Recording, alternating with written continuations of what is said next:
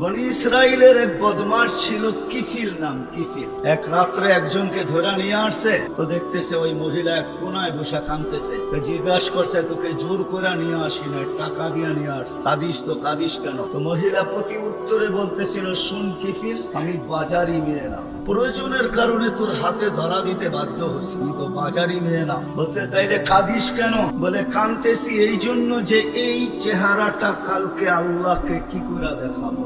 বলতে দেরি কিফিলের দিল ছিদ্র হতে দেরি হয় না, টাকাগুলো হাতে উঠায় দিয়ে বসে, বোন তোর গায়ে আমি হাত দিব না, তওবা করলাম, কিন্তু তোর কাছে অনুরোধ, তুই চোখের পানি দিয়ে আল্লাহকে একটু বলে দে। ওই রাত্রেই কিফিল মারা গেছে। বাস্তবিক উঠায় দেখেন কিতাবে, সমাজের কেউ ছিল না এরকম যে কিফিলের মাটি তো দূরের কথা, লাঠি দিয়া গর্তে ধাক্কাইতে ধাক্কাইতে ফেলাবে, সমাজের কেউ এরকম ছিল না। কিন্তু সকালে তার দরজায় লেখা উঠছে, কদ গফারাল্লাহু লিকিফলিন, আল্লাহ কিফিলকে মাফ করে দিয়েছে।